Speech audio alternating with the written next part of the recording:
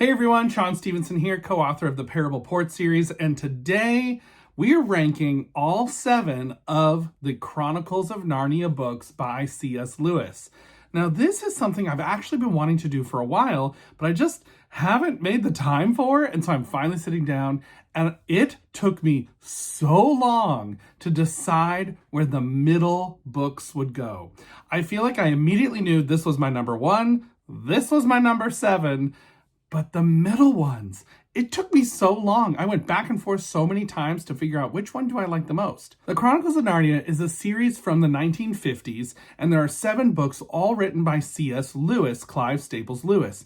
And C.S. Lewis, he was a Christian author who is Anglican, and he talked a lot about faith in a lot of his nonfiction books like Mere Christianity. He also wrote The Screw Tape Letters, which is super weird and creepy book. If you want to read something really disturbing and hard to read, The Screwtape Letters is one of those. But Chronicles of Narnia was a book series for kids that was written by C.S. Lewis. They're portal fantasy books where kids from the Earth go to this world of Narnia, and they have all these different adventures. There are different main character kids throughout the series. So in some ways, you could call this a little bit of an anthology series, but it does connect a little bit more than a regular, typical super anthology type series where each book is disconnected is. So each book has a lot of fantasy. There are all the fantasy creatures you can think of, from fauns to dryads to Santa Claus to witches to, all the things, minotaurs.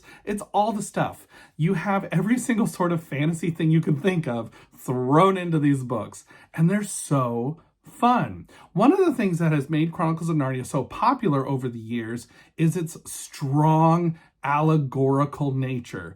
Narnia has what's called an allegory. An allegory is where a lot of the things in the story relate to something else. So in this case, Narnia has been often looked at as a Christian allegory, where you have a main character, this lion named Aslan, who is like Jesus. And then you have characters who are people like you and I, and we are the people represented by Peter and Edmund and Lucy and Susan and Eustace and Jill Pole, my favorite. But we'll get to that. Might be a spoiler for what's my number 1. But you have all these human characters who represent us and all their interactions in the world of Narnia. And each book really dives into faith and talks about these different subject matters. So there is also, I will tell you, there is a lot of debate over the order of the C.S. Lewis books. And I'm not going to get into it in this video. I'm going to make probably another video at some point about what order I think the book should be read in, because I do have an opinion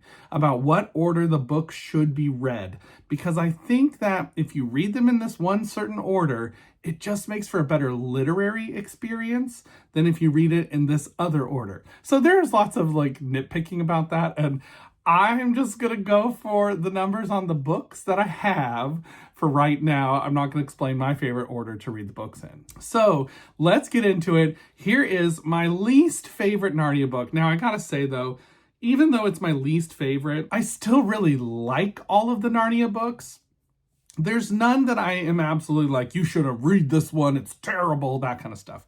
I just have what I know is my favorite and what I know is my least favorite. And actually my least favorite, I got a couple reasons for, so let's talk about it. At number 7, my least favorite book, and here we go, don't come at me in the comments, this is just my opinion, is number 2, Prince Caspian. This is one of my favorite covers of this particular book. I have multiple covers of each book, so you're going to see a few different ones. But this is book number 2 in the series, Prince Caspian, and this is the book where Lucy and Edmund and Peter and Susan, the 4 main characters from the first book in the series, The Lion, Witch, and the Wardrobe, come back to Narnia. It's been many years later since their first adventure in Narnia, and now there is this prince named Prince Caspian who's trying to reclaim his throne from the Telmarines who have taken over Narnia. Now, I don't love this one because as a writer myself, and not that I am critiquing C.S. Lewis's writing, because I know he's a master, he was really great at writing, but this book is almost all told in flashback, and I personally do not love a flashback story framing device where it's like the present day here, there's a huge flashback, and then the continuation of the story. I just don't love that structure, and I feel like, to me, this is my least favorite Narnia book, mainly because of that structure. It's very exciting in some ways still. Like, there's a lot of great things happening. I just don't love the flashback. I personally feel like it drags the story down when I read a flashback because I'm a person who's like, let's keep going. I want to go forward in the story. I don't want to go backward. Like, if you had stuff you wanted to explain to me, show that to me first. Tell me that part of the story first and then keep going. Instead of going forward, stopping to a screeching halt to go backwards to understand where we are, and then coming back to the future again. Back to the Future. Great movie. Anyways, Prince Caspian. This is my 7th book on my list, my least favorite Narnia book. Coming in at number 6, and this was a little bit of a toss-up between 7 and 6. I kind of was like, well, this one I don't love as much either. But coming in at number 6 is book number 7, The Last Battle. I did not love this one as much as a lot of the other ones. It's still really interesting and really fun, and I feel like this is one of the Narnia books that's the least read from my experience. People don't talk about this one that much. They really talk about Lion, Witch, and the Wardrobe, Magician's Nephew, Silver Chair, Voyage of the Dawn Treader, and Prince Caspian. This one and Horse and His Boy, I feel like, are the 2 books that people just don't talk about for some reason. And so this one is really interesting to me from that perspective because I think it's fascinating. There's a lot going on that's really interesting about like end of the world kind of stuff. And you have some very interesting theology that I'm just going to say a lot of evangelicals kind of like don't take a look at very closely, in my opinion. I'm always a little like, you're really loving the C.S. Lewis series and saying it's such a great Christian series, but you are not looking at all the theology of this book in The Last Battle. As a children's pastor myself, I often think about Christian books, especially when they say they are a Christian book, from a theological perspective. And so I'm often thinking about that. And one of the interesting theological points that he goes into in this book is universalism, which is the belief that every single person will be with Jesus one day. There's not a person who will be separated from God at all. And so that is a very particular view of how the world's going to work out and the end times and all these sorts of things that people talk about. But in this particular book, there is definitely some universalism going on. And I feel like a lot of people just brush past it and don't think about it. Or they're like, oh, that was C.S. Lewis's one mistake that he made. And it's an interesting one for sure. It's a very interesting theological position for C.S. Lewis to take. So all this being said, I just personally don't love the ending of this book as much. It's a big, long ending that seems to kind of go on and on and on forever. And it's sort of like a cameos, all the characters you've loved throughout the series are showing up kind of thing, which is fun on one sense, but I just personally, it's not my favorite. And then I know I'm going to take some heat for this one, but at number 5, I have put Book 1, The Lion, the Witch, and the Wardrobe. And I know, this is like a literary classic of children's literature. It's very popular. People love this book to death. And I'm not saying that I don't love it. I'm only going to say I'm a little tired of it. I've read this book actually quite a few times. I've seen all the film adaptations that there are of this book, and I definitely enjoy the storyline. I think it's super well done. It's so interesting, and it's a great story. You have great action and suspense and mystery and intrigue. I've just read it a lot, and I'm a little over it. And I kind of am like, I don't really... I just need a big long break from this book because I've read it so many times. I don't really reread books, but this is one that I have reread multiple times. And like I said, I've seen all the film adaptations of it. And I just am like, well, it's not the worst. It's not the best. It's not my favorite Narnia book, but it's really well done. I will have to say, like, if you've never read it, you should. I feel like this is one of those books, even if you don't read the rest of the series, this is one of those books in children's literature that I think every person should have read at least once. Because of its contributions to literature, and especially children's fantasy literature, I think it's a really important story. And it has some amazing things to say, I feel like. So I like this book a lot. I'm just tired of it. So that's why it's at number 5 for me. Now we're in the part where I was hem-hawing, moving things back and forth all the time, trying to decide which one should go where. And I finally landed on book number 4 for me is book number 3, The Voyage of the Dawn Treader. Now, The Voyage of the Dawn Treader, on one hand, I love this story. Why? Because this is the most Wizard of Oz-like Chronicles of Narnia book. Now, before anyone comes at me with pitchforks and flying monkeys, let me just say, this book really does have the Wizard of Oz feel.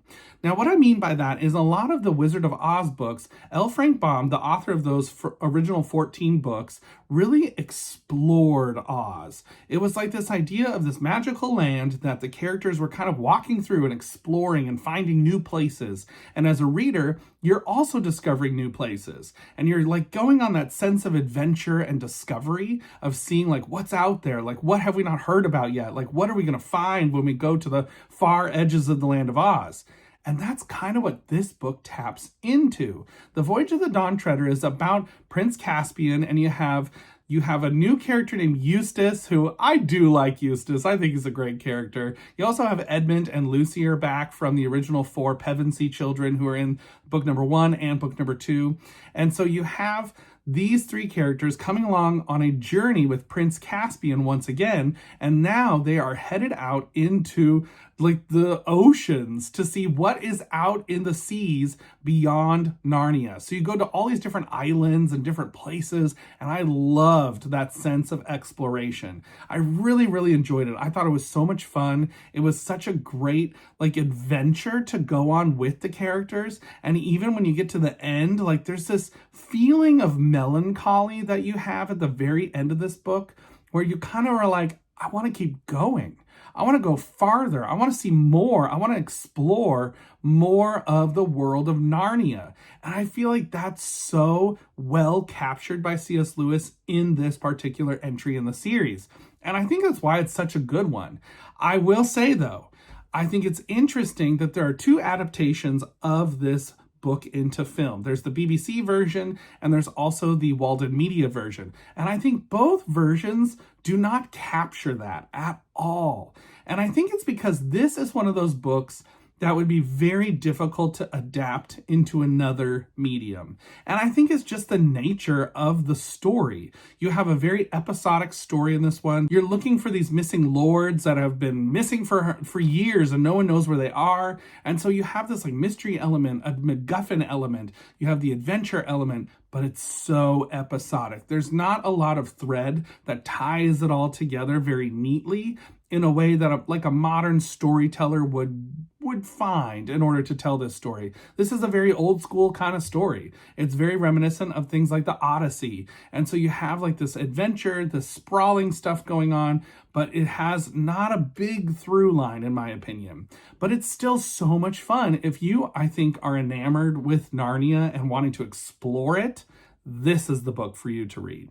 And that's why it's at number 4 for me. I have 3 others that I just love so much, and we're getting down to it. So let's find out what they are. Coming in is book number 6, The Magician's Nephew. Now, sometimes this is actually considered book number 1, which it is on the spine of this book. It does say book number 1. Now, Magician's Nephew is like a prequel story to Narnia, and I find it so interesting. This one was one I discovered later. I actually had read like Lion, Witch, and the Wardrobe, Prince Caspian, Voyage of the Dawn Treader, and I had read those 3, and then I had taken a long break from Narnia, and I came back and I read through the rest of them. And when I got to this one, I remember being like, whoa, what is this story? This is incredible and so amazing, and I love it. I really, really, really love the adventure in the story, the sci-fi elements that are brought into this entry in the series, and I think it's super interesting. Like I said, it's a prequel. Now, I do not want to say how it's a prequel, because in my opinion, I think that's a spoiler. So I'm not going to talk about that. If you haven't read this book and you don't know how it's a prequel, I'm not going to really say anything about that. What I will say here is I think you have Diggory, you have Polly, who are these great characters that are so much fun. You have a great villain in Uncle Andrew, who I think is really creepy and super scary in my opinion. And I think you have some awesome fantasy elements. You have these just haunting sequences where they go to this place called the Wood Between the Worlds, where it's like all these pools that lead to different worlds. And then you have the place, you go to Charn, and that is like the most creepy place I think I've read about in fiction. It is so forlorn and creepy. And if you've watched my channel at all, you know I love forlorn stuff. I think it's very interesting. And so you have this very interesting setup of these kids traveling to these different worlds and the things they find and bring back and unleash. And I thought it was so fun. I really enjoyed this book. This, sadly, is one of the books we've never gotten a film adaptation of. And there are rumors right now that Greta Gerwig, the director of Barbie, who is working on a Narnia project for Netflix, is working on The Magician's Nephew as a film. So we'll see how that turns out. I'm not going to ever hold my breath, but I do think Greta Gerwig could do a really good job with it. So we'll just have to see what happens. But until we see it, we don't know. But this book, so much fun. I definitely think this one is worth a read. If you've liked any of the Narnia books, definitely give this one a read. That's why it's at number 3 for me. And then coming in at number 2, this actually was for a while my absolute favorite Narnia book. I did really love this one a lot.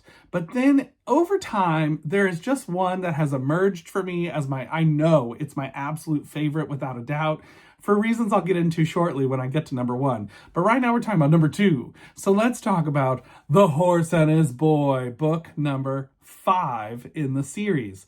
Now, I love this story. I think the story is so well done. I think you have such an interesting character in Shasta, and Shasta is this character who's outside of the Narnia, like land of Narnia. He's in a different country, which I do think is really interesting. Again, it's tapping into that exploration piece, which I find so interesting. So you have Shasta, and you have this talking horse that goes along with him on an adventure. What I love so much about this book, you have some great characters, but you also have some of, in my opinion, C.S. Lewis's most masterful telling of a Narnia story. And what I mean by that is he layers in details early on that at first glance, you're not thinking, oh, that's important. That's just a part of what's going on. But then it comes back later. And what I love about this book is just this vision of how things can be used in your life, how your life can kind of come around, and the things you look back on 2020 vision with, you're like, wow, I couldn't believe that was happening, but now I see how that thing got me here.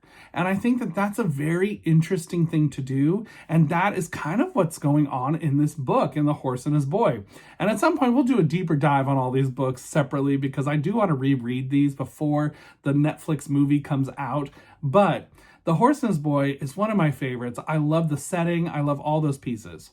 Now, I do have to say, some people have had issues with some of the characterization of characters in this book.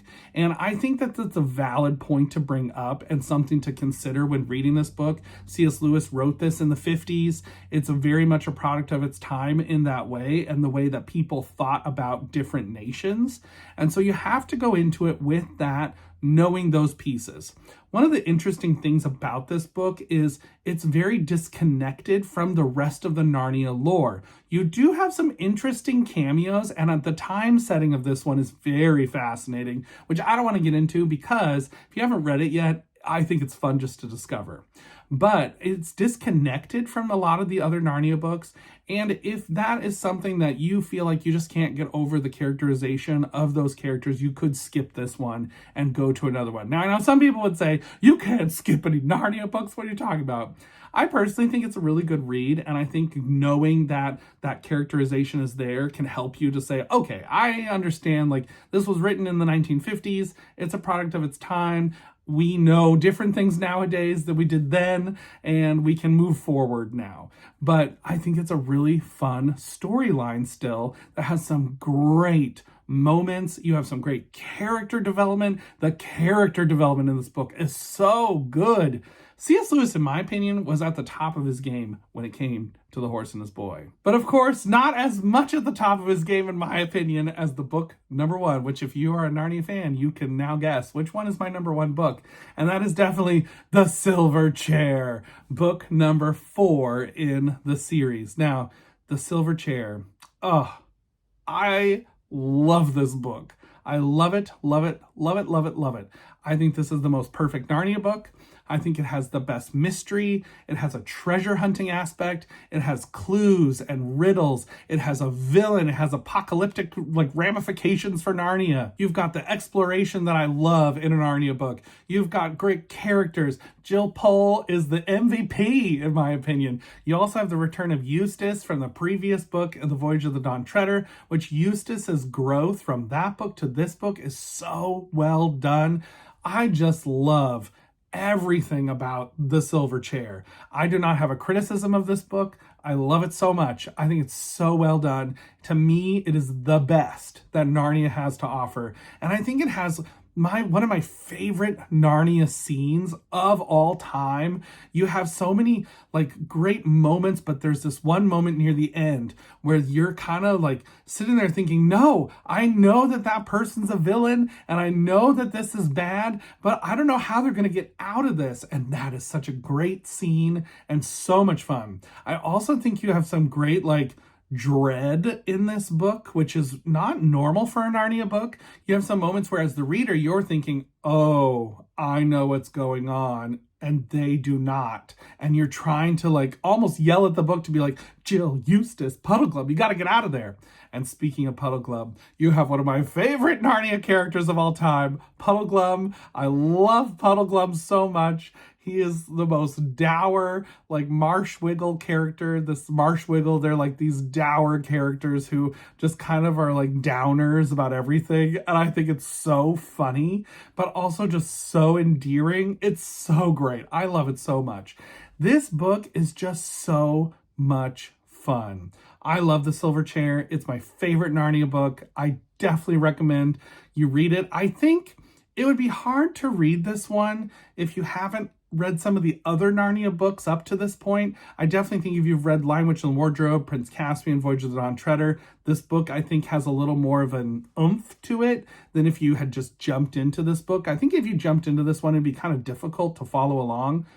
But, oh, this one is so good. My favorite Narnia book of all time. So that is my ranking of all 7 of the Chronicles of Narnia books by C.S. Lewis. What is your ranking? Have you read these books? What film adaptations have you liked of these? I watched the BBC ones when I was a really little kid, and I love them so much. They're so corny now to look back on. Some of the special effects are interesting, but they're so fun to watch, in my opinion. They're this nostalgia piece for me, from the 80s, 90s time. So I love it so much. But what ones have you read? How would you rank the Narnia books? Put it down in the comments below. I'd love to see your rankings. And until next time, everybody, keep reading. Bye.